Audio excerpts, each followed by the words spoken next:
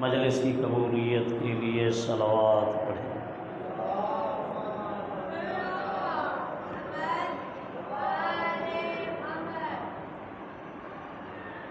برائے حفظ و امان مومنین و مومنات و حلال مشکلات مومنین و مومنات بلند تر صلوات۔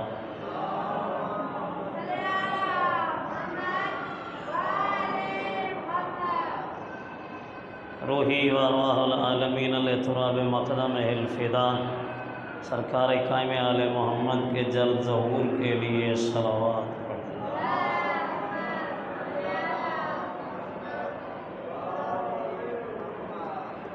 ماشاء اللہ لا حول ولا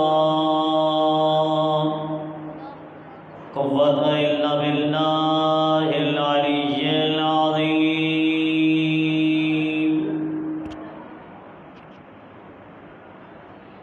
اعوذ باللہ من الشیطان اللعین الرجیم، بسم اللہ الرحمن الرحیم۔ رب اشرح لی صدری ویسر لی امری واحلل عقدۃ من لسانی یفقہوا قولی۔ الحمدللہ رب العالمین والعاقبۃ للمتقین والجنة للموحدین والنار للمعاندین، والصلاة والسلام علی اشرف الانبیاء والمرسلین، سیدنا و نبینا و شفیع ذنوبنا و طبیب نفوسنا، حبیب الہ العالمین ابی القاسم محمد،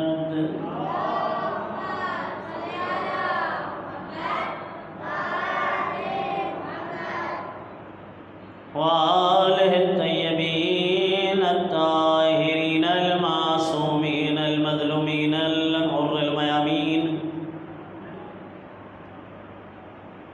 الذین قال اللہ فی حقہم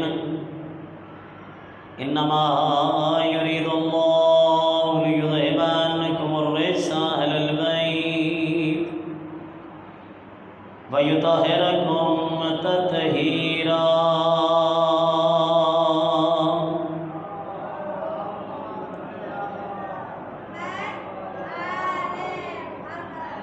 ورحمۃ اللہ علی موالیہم ومحبیہم وشیعتہم اجمعین، ولعنۃ اللہ علی اعدائہم اجمعین ملعونین من الآن الی قیام یوم الدین۔ اما بعد، فقد قال اللہ تبارک و تعالی فی کتابہ المجید وفرقانہ الحمید وقولہ الحق وهو اصدق الصادقین۔ بسم اللہ الرحمن الرحیم۔ وَلَئِن شَكَرْتُمْ لَأَزِيدَنَّكُمْ وَلَئِن كَفَرْتُمْ إِنَّ عَذَابِي لَشَدِيدٌ۔ صلوات۔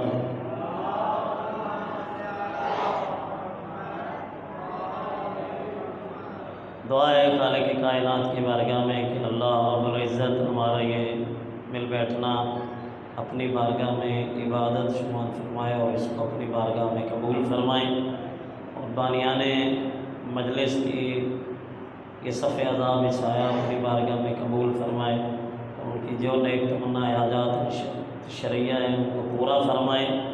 ہم سب کو تعلیمات قرآن و تعلیمات اہل بیت پر عمل کرنے کی توفیق عطا فرمائیں۔ ان تمام دعاؤں کی قبولیت کے لیے صلوات۔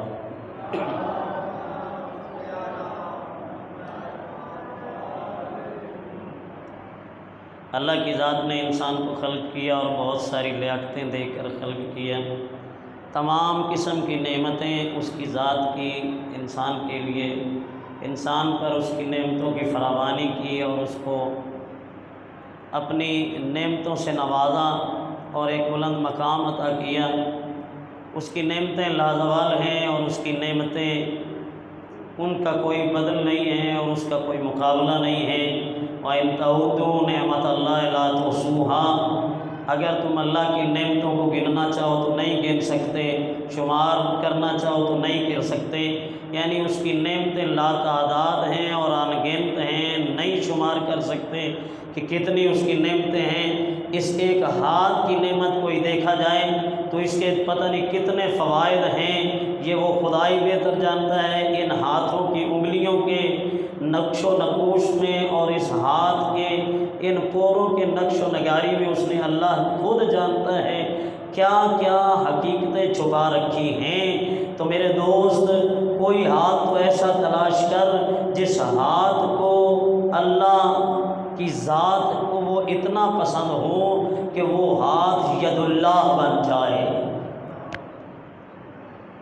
کیا خیال ہے؟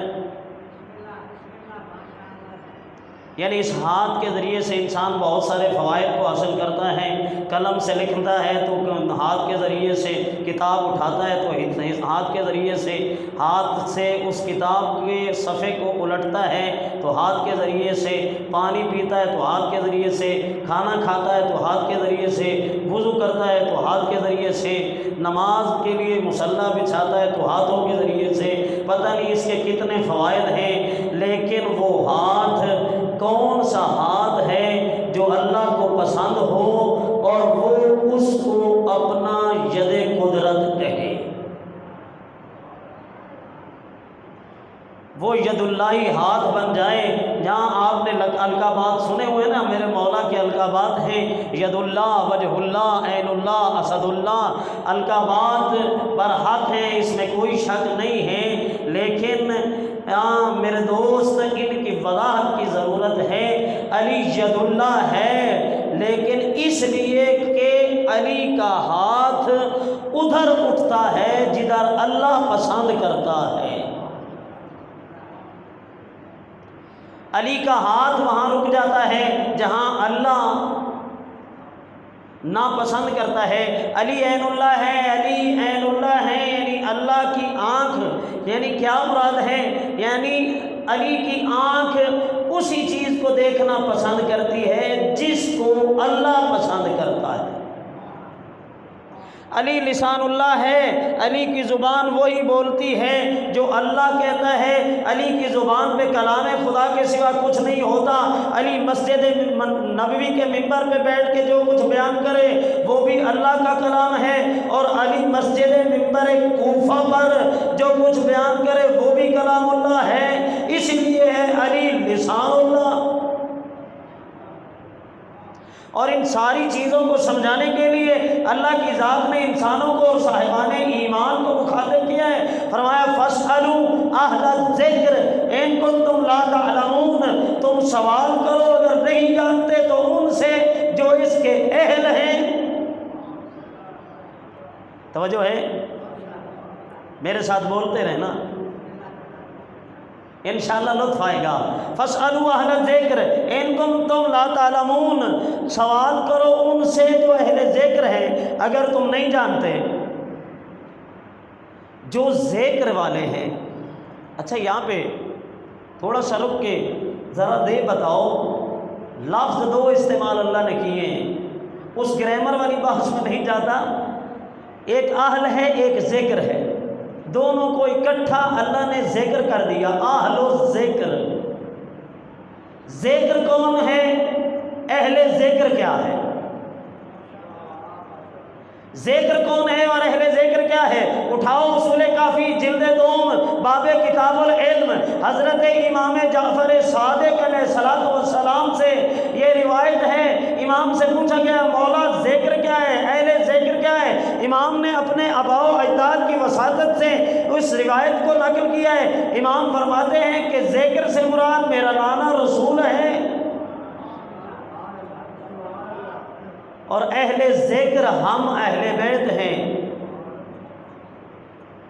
اور ہمارا ان کنتم لا تعلمون نہیں جانتے، تو فرمایا کہ ہمارے شیعہ جو ہیں وہ سب سے افضل اور بہتر ہے، اور ہمارا دشمن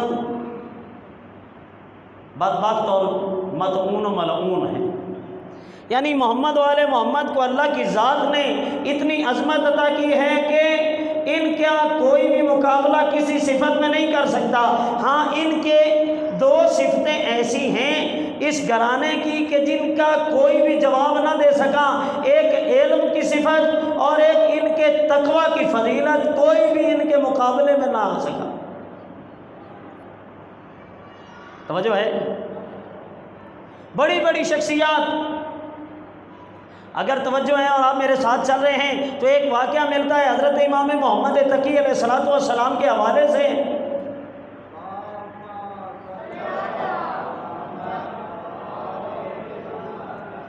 امام محمد تقی علیہ الصلوۃ والسلام کے حوالے سے مامون الرشید کے دور ہے، امام کا وہ واقعہ کہ دربار سجایا گیا، اور مامون کے دربار میں حضرت کو جب بلایا گیا اور حضرت پہ سوالات جو ہوئے، اور بڑے بڑے علماء وہاں موجود تھے، اور سب سے بڑا عالم قاضی القضاء یحییٰ بن اقسم بھی وہاں موجود ہے، اور امام کے لیے مامون نے اپنے تخت کے ساتھ ایک بہت ہی خوبصورت کرسی لگائی، اور اس کے اوپر انتہائی خوبصورت تکیے اور امام کے لیے بہت ہی خوبصورت قالین لگایا گیا ہے۔ اور امام جب آ کر وہاں تشریف فرما ہوئے ہیں تو یحییٰ بن اقسم اٹھ کر کہتا ہے کہ اے مامون، کیا مجھے اجازت ہے کہ میں ان سے سوال کروں؟ تو مامون دیکھ کر کہتا ہے مجھ سے کیوں پوچھ رہا ہے، خود فرزند رسول سے اجازت لے۔ خود امام سے اجازت لے۔ یحییٰ بن اقسم کہتا ہے کہ اے فرزند رسول، کیا فقہی مسائل میں سے میں آپ سے کوئی ایک فقہی مسئلہ پوچھوں؟ جہاں پہ آپ نے سنا ہوا ہے نا مولا امیر المومنین کا جملہ سلونی سلونی قبل ان تفقدونی، کہ مجھ سے پوچھو پوچھو جو کچھ مجھ سے پوچھنا چاہتے ہو، قبل اس کے کہ علی اس دنیا سے چلا جائے، میں علی زمینوں کے راستوں سے آسمانوں کے راستوں کو زیادہ جانتا ہوں۔ مولا نے سلونی کا دعویٰ کیا، کیوں؟ مولا کے سامنے زیادہ لوگ ہوتے تھے، جہاں معصوم سے سوال ایک نے کیا ہے تو اس وقت معصوم نے فرمایا سلنی، مجھ سے پوچھ تو جو کچھ مرد پوچھنا چاہتا ہے۔ تو امام تقی علیہ السلام نے بھی یحییٰ بن اقسم کے سوال کے جواب میں فرمایا سلنی اما شئت، جہاں سے مرضی چاہتا ہے، جو کچھ مرضی چاہتا ہے پوچھ۔ آپ میرے ساتھ چل رہے ہیں یا نہیں؟ آج بات تھوڑی سی علم کے بارے میں ہے، اس لیے آپ گھبرا گئے ہیں۔ علم فضیلت ہی محمد و آل محمد کی ہے، علم اسی گھرانے سے نکلا ہے۔ ہمارے اہل سنت کی بہت جید شخصیت حضرت علامہ شبلی نعمانی سیرت نعمانیہ میں لکھتا ہے کہ لاکھ مجتہد اور فقیہ سے حضرت امام ابو حنیفہ، لیکن کجا ابو حنیفہ اور کجا جعفر صادق، کجا محمد باقر علیہ الصلوۃ والسلام، زمین و آسمان کا فرق ہے۔ فرمایا علم تو وراثت ہی محمد و آل محمد کی ہے۔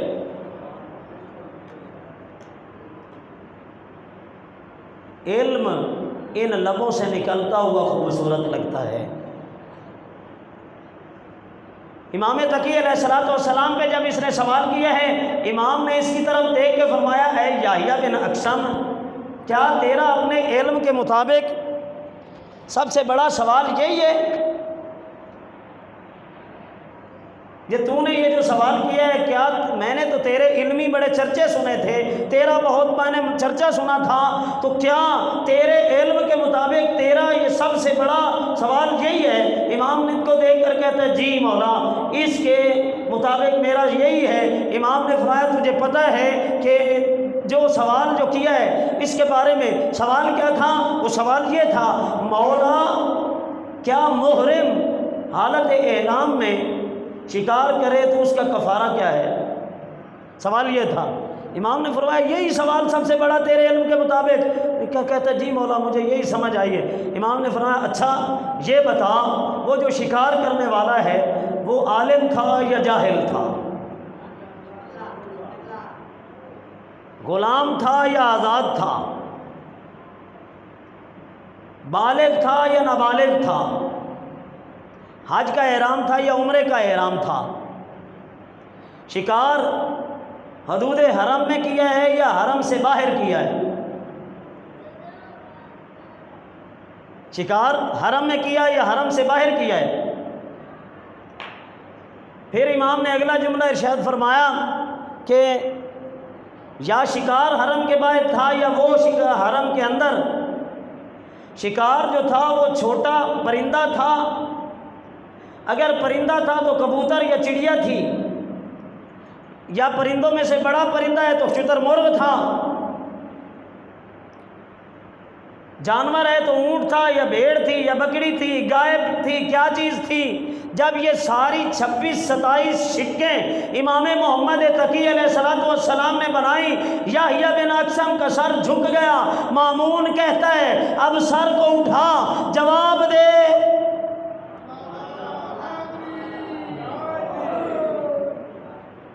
جواب دے۔ یہ حیران ہو کر کہتا ہے مجھے نہیں پتا، یہ مسائل تو میرے علم میں نہ تھے۔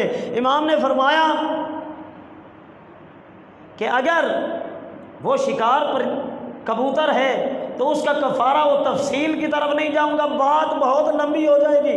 وہاں کتاب کے اندر شیخ مفید نے یہ تفصیلاً واقعہ لکھا ہے، میں تیزی سے گزر رہا ہوں۔ یہ سارے احکامات بتا کے امام نے ایک سوال کیا ہے۔ امام نے فرمایا یہ بتا کون سی وہ خاتون ہے جس کی طرف فجر کے وقت تیری نگاہ کرنا حرام تھا، چاشت کے وقت حلال ہوئی، ظہر کے وقت حرام، عصر کے وقت حلال، مغرب کے وقت حرام، عشاء کے وقت حلال۔ یہاں پہ ہمارے ایک پنجابی کے خطیب تھے ذاکر اہل بیت مقبول حسین ڈھکو صاحب، وہ کہا کرتے تھے اس واقعے کو بیان کرتے ہوئے کہ مسئلہ تنا یا بن اقسم دے اتے کوئی ایٹم بام ڈٹھا ہے، یعنی کوئی مسئلہ تو نہ تھا، کوئی ایٹمی پاور کا کوئی بم تھا جو یحییٰ بن اقسم کے سر پہ گرا۔ دیکھ کر کہتا مجھے نہیں معلوم۔ امام نے فرمایا کہ وہ خاتون جو کسی کی کنیزی میں تھی، فجر کے وقت تیری نگاہ کرنا اس کی طرف حرام تھا، وقت چاشت تو نے اس کو اب خرید کر اپنی کنیزی میں لے لیا، وہ تجھ پہ حلال ہو گئی، ظہر کے وقت آزاد کر دیا، حرام ہو گئی، عصر کے وقت نکاح کیا، حلال ہو گئی، مغرب کے وقت تو نے حالت زہار کر دیا، حرام ہو گئی، عشاء کے وقت کفارہ دیا، حلال ہو گئی۔ یہ تھے وہ مسائل جس سے اچھا یہ بتاؤ کہ یہ جو مولا امیر المومنین علی علیہ السلام کا فرمان ہے، میں زمینوں کے راستوں سے آسمانوں کے راستے زیادہ جانتا ہوں، کیا زمین کے راستوں کو پھر مولا کو کوئی نہیں پتہ؟ کیا خیال؟ توجہ ہے؟ توجہ ہے؟ آج بولیں گے تو میں بھی بات لے کر آگے چلوں گا۔ پانی پانی پانی یا توجہ ہے؟ یعنی زمینوں کے راستوں سے علی آسمانوں کے راستے زیادہ جانتے ہیں نا، تو پھر زمین کے راستے۔ ایک بس میں ایک شخص سوار ہوا، اس کے ہاتھ میں ایک رسالہ تھا، رسالے بیچ رہا ہے۔ اس نے 3-4 سوال کیے ہیں سواریوں پہ، دیکھ کر کہتا ہے کون سا وہ ملک ہے جہاں جج الٹے لٹک کر فیصلے کرتے ہیں؟ کون سا وہ ملک ہے جس ملک میں بچوں کو کلاسز آدھی رات میں پڑھائی جاتی ہے؟ پھر یکدم اس نے ٹرن لیا، دیکھ کر کہتا ہے کون سا مہینہ ہے جس میں بچہ سب سے کامر ہوتا ہے؟ آج لطف آئے گا، آپ بولیں نہ بولیں۔ اب پیچھے سیٹ پہ ایک ڈاکٹر بیٹھا تھا جو بڑا ماہر نفسیات تھا، اس کو تجسس ہوا کہ یہ سوال بڑے ٹاپ کلاس کے کر رہا ہے۔ اس کو کہتا ہے کہ یار یہ سوالوں کے جواب کیسے ملیں گے؟ اس نے کہا اس سوالوں کے جواب اس رسالے میں ہیں، یہ 50 روپے کا رسالہ ہے، یہ خریدو تو تب جا کر ان سوالوں کے جواب ملیں گے، ورنہ نہیں۔ اچھا، ڈاکٹر صاحب نے جیب سے 50 روپیہ نکالا، اس کو دیا اور رسالہ لے کر اپنی سیٹ پہ بیٹھ گیا۔ صلوات پڑھیے گا۔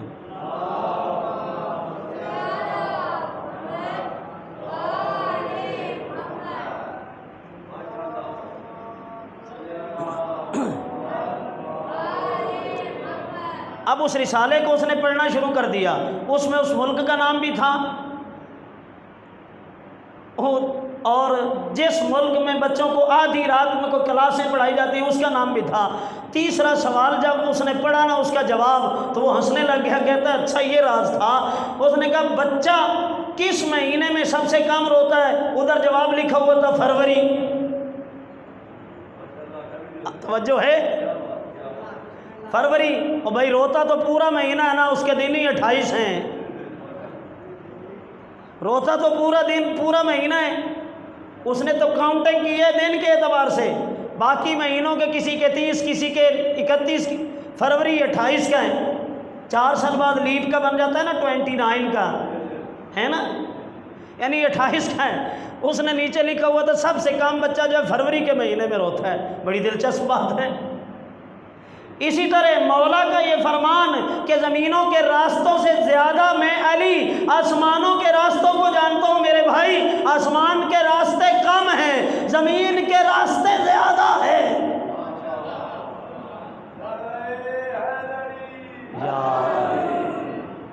زمینوں کے راستے زیادہ ہیں، آسمان کے راستے کم ہیں۔ اور مولا متقیان نے یہ بھی فرمایا کہ یہ سینہ، اس کے اندر علم سمندر کا ٹھاٹھے مار مار کے بہہ رہا ہے۔ کاش کہ کوئی امین مل جاتا جس کو علی یہ امانت ودیت کر دیتا، لیکن کہ کیا کرے علی، جو امین ہوتا ہے وہ ذہین نہیں ہوتا، اور جو ذہین ہوتا ہے وہ امین نہیں ہوتا۔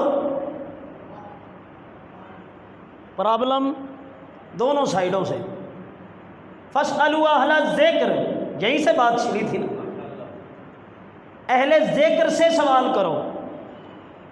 مولا پہ بھی سوال ہوتے تھے یا نہیں؟ اب میرا سوال ہے، ایک علاقے میں میڈیکل کا اسپیشلسٹ ڈاکٹر بیٹھا ہو، جس نے میڈیکل میں PhD کی ہو، اور اس کے ساتھ ہی اسی علاقے میں تھوڑے سے فاصلے پر ہومیوپیتھک ڈاکٹر بیٹھا ہو، اور لوگ اس کی طرف نہ جائیں جس نے میڈیکل میں PhD کی ہو، اور میڈیکل کے مسائل کے بارے میں وہ جائیں ہومیوپیتھک کے بارے میں۔ ظلم ہے یا نہیں ہے؟ اس ڈاکٹر کے ساتھ ظلم ہے۔ معاشرے میں حق یہی بنتا ہے کہ جس نے PhD کی ہے اس کی طرف جا کر رجوع کرو، اس سے جا کر میڈیکل کے مسائل دریافت کرو، ہومیوپیتھک سے ہومیو والے مسائل پوچھو۔ دین خدا میں علی ہے کائنات کا PhD اسکالر۔ ہر علم میں علی دسترس رکھتے ہیں۔ خطیب بغدادی حضرت علامہ بغدادی نے اپنی کتاب میں لکھا ہے کہ علم کے 10 درجے اللہ نے نازل کیے ہیں، 10 میں سے 9 درجے علی حیدر کرار کو دیے ہیں، اور 10ویں میں بھی علی کا حصہ ہے۔ اللہ اکبر، یا رسول اللہ، یا اللہم صلی علی محمد وآل محمد۔ جی توجہ ہے؟ سو تو نہیں گئے؟ ذکر محمد و آل محمد میں نیند آنی ہی نہیں چاہیے۔ ذکر محمد و آل محمد، علی ولی کا ذکر جو ہے وہ دلوں کو اور دماغ کو تازگی دیتا ہے، بوڑھے دماغوں کو بھی علی کا ذکر جوان کر دیتا ہے اسی طرح یا نہیں؟ اہل ذکر ان کنتم لا تعلمون، علی پہ سوال کیا ہوتے تھے؟ یا علی میں نے کھایا کیا ہے، میں نے کھانا کیا ہے، میری پگڑی کے پیچ کتنے ہیں، میری مٹھی میں کیا ہے؟ جو اتنا بڑا دعویٰ کر رہے ہیں امیر المومنین جو پوچھنا چاہتے ہو مجھ علی سے پوچھ لو، میں علی اس دنیا سے چلا جاؤں قبل اس کے کہ میں زمینوں کے راستوں سے آسمانوں کے راستے زیادہ جانتا ہوں، علی سے سوال اس کے سٹیٹس کے مطابق نہیں۔ پیغمبر نے فرمایا تھا نا، انا مدینۃ العلم وعلی بابها، میں علم کا شہر ہوں اور علی اس کا دروازہ ہے۔ آئیے قرآن سے اس حدیث کی تشریح پوچھتے ہیں، توجہ ہے؟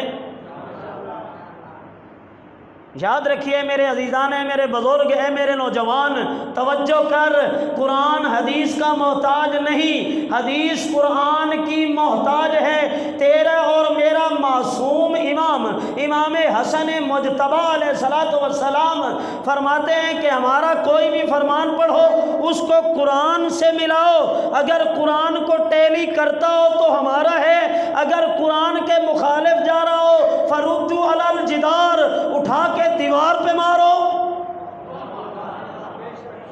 وہ ہمارا نہیں ہے، من گھڑت بات ہے، گھڑی ہوئی بات ہے۔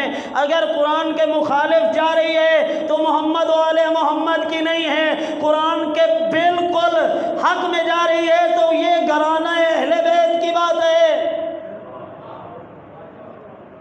اور ان ہستیوں کے علم کے متعلق السوائق مورکہ میں بھی، اور یہ جنابی المودت میرے سامنے پڑی ہے، اس میں بھی، اور فتح المطالب اور دیگر کتابوں میں ان سارے اہل سنت بزرگ علماء نے اس روایت کو لکھا ہے کہ اہل بیت اطہار علیہم الصلوۃ والسلام کے بارے میں اللہ کے رسول نے فرمایا تھا، خبردار میری اہل بیت کو کوئی چیز تعلیم دینے کی کوشش نہ کرنا، میری اہل بیت تم سے زیادہ علم رکھتی ہے۔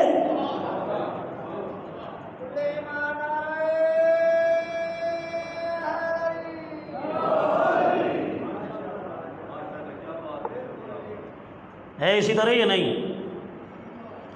تم سے زیادہ علم رکھتی ہے، اہل بیت زیادہ علم رکھتے ہیں، ان سے کوئی سیکھنے کی کوشش کرنا، ان کو سکھانے کی کوشش مت کرنا۔ اب مولا ہر کام وقت پہ کرتے تھے، علی علیہ السلام کی زندگانی مبارک میں کہیں بھی نہیں ملتا کہ علی نے کوئی چھوٹے سے چھوٹا کام بھی وقت پر نہ کیا ہو۔ جو بھی کام علی مولا نے کیا ہے وقت پر کیا ہے۔ وقت کی اہمیت کا یہاں مولا کی سیرت سے اندازہ لگتا ہے، پتہ چلتا ہے، اندازہ ہوتا ہے کہ وقت کتنا قیمتی چیز ہے۔ ہر کام وقت پہ کرتے تھے، اور بالخصوص دو کام علی بالخصوص ضرور وقت پہ کرتے تھے، کرتے ہر کام وقت پہ تھے۔ ایک سائل کے سوال کا جواب وقت پہ موقع پہ دیتے تھے، دوسرا نماز وقت پہ پڑھتے تھے۔ کوئی نماز علی کی ایسی نہیں ہے جو علی کی وقت سے باہر ہو۔ یہ جو کہا جاتا ہے کہ علی کی ایک قضا نماز ہوئی تھی، نہیں، واقعہ اس طرح نہیں ہے، بلکہ یہ ہے وہ رد الشمس، اللہ کے نبی کا سر علی کے زانوں پہ تھا، علی نے دیکھا کہ سورج غروب ہونے کے قریب ہے، اللہ کے ولی نے جلدی جلدی اشارے سے نماز پڑھی۔ اللہ کا نبی جب بیدار ہوا پوچھا، یا علی آپ نے نماز پڑھی ہے؟ فرمایا، یا رسول اللہ اس طرح نہیں جس طرح پہلے پڑھتا تھا۔ اللہ کے نبی نے انگشت کا اشارہ کیا ہے، سورج پلٹتا آیا ہے، علی نے اسی طرح نماز پڑھی جس طرح پہلے پڑھتے تھے۔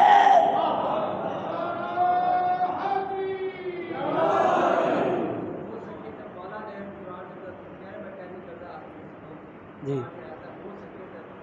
اسی طرح آتے ہیں، اسی طرف قرآن میں آیت ہے، لیس البر بان تاتوا البیوت، لیس البر بان تاتوا البیوت من ظہورها، نیکی یہ نہیں ہے کہ کوئی گھروں کے دروازوں کی بجائے پچھواڑے سے آئے، ولکن البر من اتقى واتوا البیوت من ابوابها، نیکی تو یہ ہے جو تقوی اختیار کرے اور دروازوں سے گھر میں آئے۔ اب قرآن کو ٹیلی کیا ہے کہ نہیں ہیں؟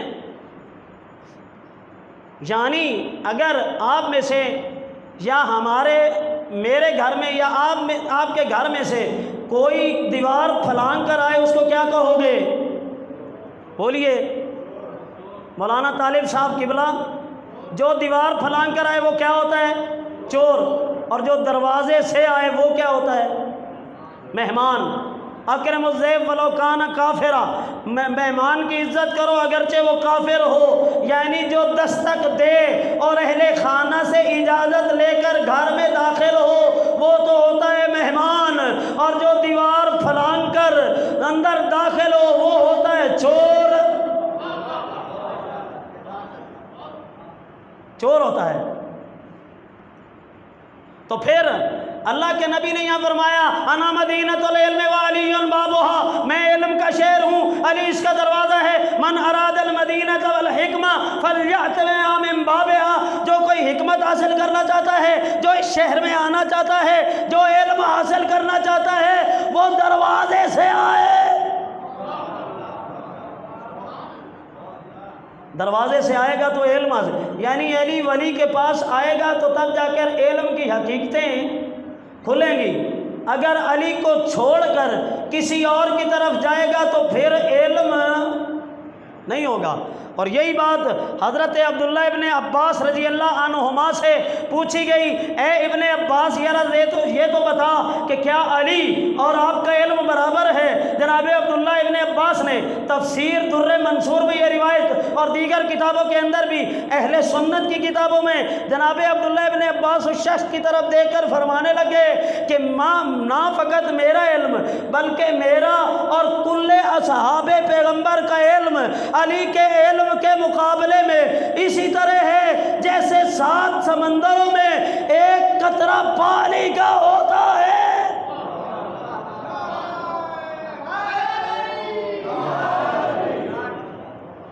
ایک قطرہ پانی کا۔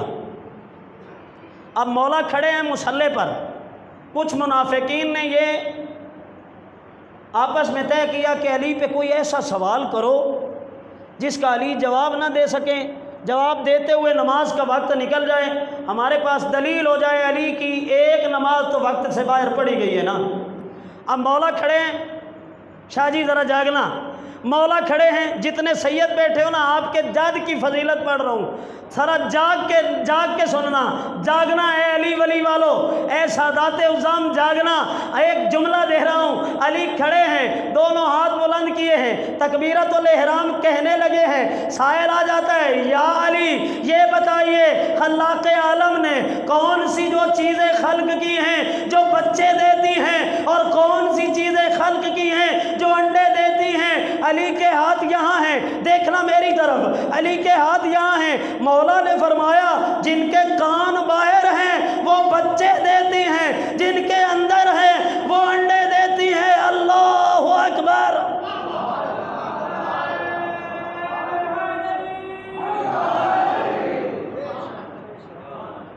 کیا خیال ہے؟ جن کے کان باہر ہیں وہ بچے دیتی ہیں اور جن کے کان اندر ہیں وہ انڈے دیتے ہیں۔ جو بھی مخلوق ہے، چاہے وہ انسان ہیں، حیوانات ہیں، درند ہیں، پرند ہیں، چرند ہیں، حشرات الارض میں سے جو بھی چیز جس کے کان باہر ہیں وہ بچے۔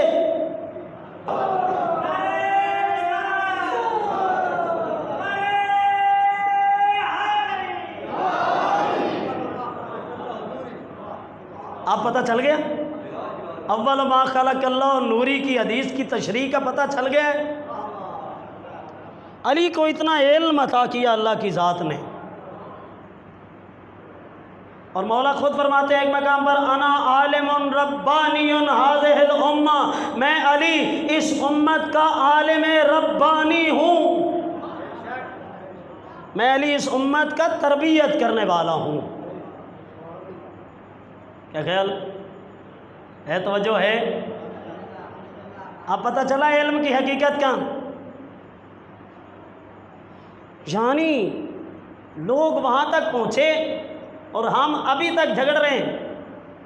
اور ایک روایت یہ بھی ملتی ہے ہمیں تاریخ اہل سنت کی کتابوں میں بھی اور ہماری کتابوں میں بھی آخر وقت اللہ کے نبی نے علی کو پاس بلایا ہے اور علی کو اپنے سینے سے لگایا ہے اور کافی دیر علی کے دائیں کان میں باتیں کرتے رہے، اور پھر اللہ کے رسول نے ارشاد فرمایا اے علی اپنا بایاں کان میرے لبوں پر رکھو، اور کافی دیر محو گفتگو رہے، اور پھر علی کو تھوڑی دیر بعد اللہ کے رسول نے سینے سے لگا کر فرمایا اے علی اب مجھ سے جدا ہو جاؤ، اور جیسے علی سینے پیغمبر سے جدا ہوئے اللہ کے نبی کی روح پرواز کر گئی۔ جب پیغمبر کی وصال کے بعد علی مولا سے پوچھا گیا یا علی اللہ کے نبی نے آخر وقت کیا باتیں آپ سے کی ہیں، تو مولا علی نے فرمایا ہے کہ اس دوران میرے کانوں میں جو رسول اللہ نے گفتگو کی ہے مجھے اللہ کے نبی نے 1000 دروازہ علم عطا کیا ہے۔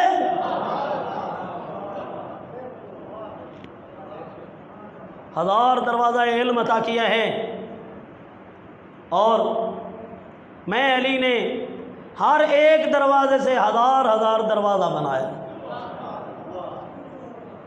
لوگ کچھ اس پہ اعتراض کرتے ہیں جی یہ کیسے ہو سکتا ہے کہ علی پھر نعوذ باللہ رسول اللہ سے آگے نکل گیا؟ بھائی نہیں، لائق شاگرد ہوتا ہی وہی ہے، استاد اشارہ کرے بات کی تہ تک پہنچے۔ علی پیغمبر کے لائق ترین سٹوڈنٹوں میں سے تھے، ہے نا؟ یہ کیمرہ چل رہا ہے نا، یہ کسی نے بنایا ہے؟ اس کیمرے کی سکرین میں یہ پاور ہے۔ کرکٹ میچ کچھ دیکھتے ہوں گے دوست یہاں پہ کہ جو پلیئر پچ پہ کھڑا ہو کے کھیل رہا ہوتا ہے، یہ کیمرہ اس کی ہر طرف کی لگائی ہوئی شاٹس پورا ریکارڈ ایک لائٹ میں دکھا سکتا ہے۔ اور عقل کے اندھو، یہ ناقص العقل انسان جس کا علی کی ذات سے کوئی مقابلہ نہیں ہے، وہ علم حاصل کر کے کیمرہ بنائے، اس کے بنائے ہوئے کیمرے میں یہ اتنی طاقت ہے کہ وہ ایک کھلاڑی کی شاٹس کو ایک ہی سیکنڈ میں سب کو ایک ہی لائٹ میں دکھا سکتا ہے، اور جس کو اللہ نے پوری کائنات کا عالم بنایا ہو وہ کچھ نہیں کر سکتا۔ اس کے پاس بہت بڑی پاور ہے۔ علی وہ عظیم ہستی ہے جس کو اللہ کی ذات نے علم اتنا عطا کیا ہے۔ مولا واحد وہ ہستی ہے جن کا کائنات میں اللہ کے رسول اور اللہ کے سوا ان دو ہستیوں کے علاوہ علی کا کوئی استاد نہیں ملتا۔ علی وہ عظیم ہستی ہے۔ اور پھر علم کی شرافت و بزرگی کے لیے علی مولا نے یہ بھی فرما دیا کہ علم کی عزت اور شرافت کے لیے اتنا کافی ہے کہ جاہل بھی اپنے آپ کو علم کے علاوہ پسند نہیں کرتا، جاہل کہلوانا وہ بھی اس کا قائل ہو جاتا ہے۔ اگر کسی بندے کو کہے نا جاہل، وہ آپ کے گلے پڑ جائے۔ کتنی بڑی حقیقت علی مولا نے نہج البلاغہ کالمات کسار میں مولا نے فرمایا کہ علم کی شرافت اور بزرگی کے لیے اتنا کافی ہے کہ جاہل بھی اپنے آپ کو جاہل کہلوانا پسند نہیں کرتا۔ اتنا بڑا عالم علی، یورپین دنیا علی کے خطبات اور علی کی نصیحات کو پڑھ کر اس پہ سائنسی تجربات کرتے ہیں۔ ہم ابھی تک شک و شبہات میں ہیں۔ نہ میرا دوست، اس حقیقت کو ماننا پڑے گا کہ علی سے بڑا بعد از پیغمبر کوئی اس امت میں عالم نہیں ہے۔ علی کا علم وحی ہے، باقی ساری امت کا علم کسبی ہے۔ علی نے اللہ اور اس کے رسول سے حاصل کیا ہے، باقی ساری مخلوقات نے مختلف یونیورسٹیوں میں ایڈمیشن لے کر باقی تمام امت نے حاصل کیا ہے۔ جتنا بڑا علی عالم تھا اس کے علم کے مطابق علی سے کسی نے سوال پوچھا نہیں، اور جتنا بڑا علی سخی تھا اتنا بڑا سخی ہونے کے مطابق کسی نے علی سے مانگا نہیں۔ یہ وہ علی جس کو اتنی عظمتوں اور لیاقتوں سے نوازا، نہ پہچان سکی امت علی کی عظمت کو، نہ معرفت حاصل کر سکے لوگ علی کی بلند مقامی کو۔ اگر علی کی عظمت کو سمجھتے تو زہرا کی بیٹیوں کو جنگلوں میں نہ اڑاتے۔ اگر محمد مصطفیٰ صلی اللہ علیہ وآلہ وسلم کی عظمت کو سمجھتے تو دختر پیغمبر کے پہلو پہ دروازہ نہ گراتے۔ اگر محمد و علی کی عظمت کو سمجھتے تو علی کی اور محمد کی اولاد کو کربلا کے میدان میں پیاسا 3 دن نہ رکھتے۔ آج 7 محرم کی شب ہے، عزادارو، آؤ آج اس کا ذکر کرتے ہیں جو بہت نفیس مزاج تھا، حسن کا یتیم۔ جناب قاسم اتنے نفیس تھے شاہ جی کہ روایات میں ملتا ہے کہ حضرت قاسم جب بچپنے میں چلنا شروع کیا ہے نا، زمین پہ چلایا ہے تو اتنے نازک تھے، چاند قدم چلنے پر حضرت قاسم کے پاؤں کے تلوے کے نیچے آبلے پڑ گئے۔ انتہائی بہترین قسم کا قالین امام حسن علیہ السلام نے اپنے اس بیٹے کے لیے منگوایا ہے اور اس پہ قاسم کو چلایا گیا۔ اللہ جانے حسین کیسے برداشت کر گئے، کربلا کی کانٹوں والی زمین پر قاسم چلتا رہا۔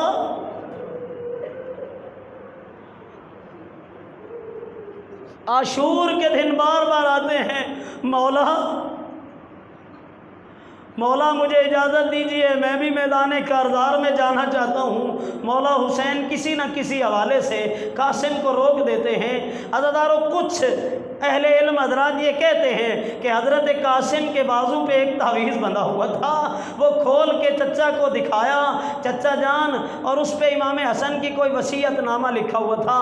مولا حسین نے جیسے پڑھا، قاسم کو اجازت دی، فرمایا قاسم میرے لال ذرا یہ بتا اپنے نزدیک موت کو کیسا پاتا ہے؟ قاسم کا یہ جواب تھا، چچا جان شہد سے زیادہ شیریں جانتا ہوں۔ عزادارو، قاسم کے پیرہن کو امام نے درمیان سے پھاڑ دیا ہے، اور اللہ جانے حسین کی کیا مجبوری تھی، زندہ قاسم کو کفنی پہنا دی ہے، اور مظلوم کربلا نے جو دستار بندھوائی ہے نا، دونوں ذہنوں سے دونوں جانب سے کپڑے کو لٹکا دیا ہے، اور اللہ جانے مظلوم کربلا کی کیا مجبوری تھی، زندہ قاسم کی تحت الحنک باندھ دی اور قاسم کو گھوڑے پہ سوار کیا ہے، گئے میدان میں حسن کا لال، حسن کا یتیم۔ اور روایات میں ملتا ہے، بعض میں ہے کہ حسن کے لال نے جب جنگ کی ہے 35 ملاعین کو واصل جہنم کیا ہے، بعض نے لکھا ہے کہ 70 ملاعین کو۔ حمید بن مسلم قبلہ محمد حسین نجفی صاحب نے بھی سعادت الدارین میں اس روایت کو لکھا ہے کہ حمید بن مسلم کہتا ہے کہ یہ ایک عامر بن سعد بن نفیل ازدی کوفی یا شامی ہے، یہ کمینے کے ہاتھ میں ایک تلوار تھی، یہ لشکر یزید میں کھڑا تھا، یہ قاسم کی جنگ کو دیکھ کے کہہ رہا ہے یہ جوان کتنی خوبصورت جنگ کر رہا ہے، میرے پاس اس کو آنے دو، میں اس کی ماں کو اس کے ماتم میں بٹھا دوں گا۔ عزادارو، یہ کمینہ گھوڑا دوڑاتا ہوا قاسم کے پاس آیا، اس کمینے نے اپنی تلوار کو بلند کیا اور جھکایا، جھکانے کی دیر تھی، تلوار قاسم کے سر میں لگی، 2 حصوں میں قاسم کا سر تقسیم ہو گیا۔ آواز دی، چچا جان میری مدد کو آ جائیے۔ اے عزادارو، مظلوم کربلا تشریف لائے، یہ کمینہ قاسم کے سر پہ کھڑا تھا تلوار لے کر، یہ بدبخت مظلوم کے اس بھتیجے کا سر قلم کرنا چاہتا تھا۔ امام مظلوم نے اپنی تلوار کا وار کیا، اس کا ہاتھ کٹ گیا، ادھر سے فوج اشکیا کے لشکر کے گھوڑے دوڑے ہیں، یہ کمینہ انہی کے گھوڑوں کی ٹاپوں میں پمال، قاسم زمین پہ ایڑیاں رگڑ رہا ہے، بیٹے کو اٹھایا ہے، عزاداروں میری طرف دیکھنا، قاسم کو یوں اٹھایا ہے، حسین کی پیشانی کے ساتھ پیشانی، لبوں پر لب، رخساروں کے ساتھ رخسار، قاسم کے بیس بوسے خود لیتے ہرے ہیں۔ اے عزاداروں، حمید بن مسلم کہتا ہے میں نے دیکھا جب حسین لاشہ قاسم اٹھا کے چلے، قاسم کے لاشے کو اٹھا کے چل رہے تھے، مظلوم کربلا چہرے قاسم پہ خود بوسہ دیتے تھے، قاسم کے قدم زمین پہ لگ رہے تھے، کربلا کی خاک حسن کے یتیم کے پاؤں کے بوسے لے رہی تھی۔ عزاداروں لاشہ لا کے وہاں رکھا جہاں علی اکبر سو رہا تھا، گنج شہداء میں علی اکبر کے لاشے کے ساتھ تھوڑے سے فاصلے پر قاسم کے لاشے کو رکھا۔ اے عزاداروں، استاد العلماء حضرت علامہ ملک اعجاز حسین نجفی صاحب کے جملے ہیں کہ مظلوم کربلا قاسم اور علی اکبر کے لاشے کے درمیان زمین پہ بیٹھ گئے، دونوں کے سینے پہ ہاتھ رکھا، رو کے فرمایا میرا اللہ میں اتنا غریب ہو گیا، مجھے اپنے بیٹوں کے لاشے اٹھانے پڑ گئے۔ الا لعنت اللہ علی الظالمین وسیعلم الذین ظلموا ایام منقلبون۔